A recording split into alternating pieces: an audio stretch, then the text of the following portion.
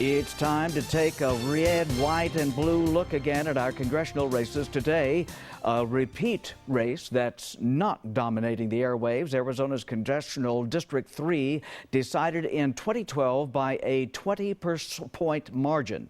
Tonight, the issues at stake range from the expected to the unexpected, including comments on religion and threats in the Middle East. Not on Your Side's Maggie Vespa brings us tonight's Project Red, White, and Blue.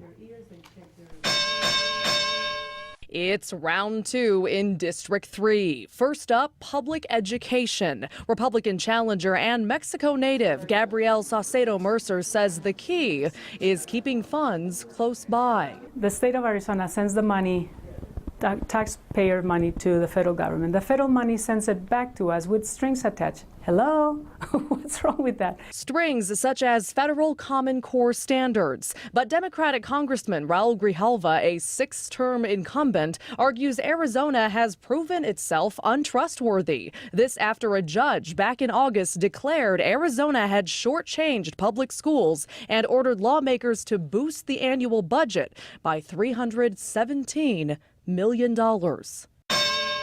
Next, jobs. Saucedo Mercer pushes for free trade and tax incentives to companies who put down roots in Arizona. The congressman's strategy: raise the minimum wage and approve the Highway Trust Fund. In Arizona, it could put up to 100,000 people working on rebuilding and reconstructing our broken highway system. And concerning incentives, I'd like to be guaranteed that they're keeping their jobs here in the United States. They're keeping their headquarters and financial services here in the United States, that they're not sending them overseas to avoid paying their fair share of taxes. Up next, security at the border, a topic spotlighted this year when thousands of immigrant children flooded into the U.S. Saucedo Mercer advocates bigger fences and more agents, and on the congressman's work to stop deportations threatening to split families. Who made that choice? Who made the choice of leaving their family behind? Who made that choice? We're rewarding people that have broken the law. Congressman Grijalva says the priority should be all-encompassing immigration reform, progress blocked, he says, by his Republican counterparts.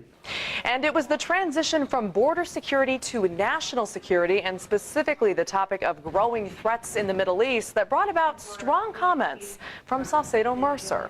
If you study Islam, it's not a religion of peace. When you read the Quran, it's very clear. It tells you what you need to do against the infidel. You either convert or you die. Nobody should separate Islam and radical Islam. It is the same. Congressman, over to you. Those are the kind of generalities and the kind of ignorance that puts us internationally into the kinds of conflicts that we're in. This is not a religious war. From America's point of view, should never be. If Ms. Mercer feels that she needs to put on her night outfit and go fight the Crusades again, go ahead. But our Army and our men in uniform and women in uniform, they're there, and our resources are there for a specific purpose, and it's not to fight her religious war.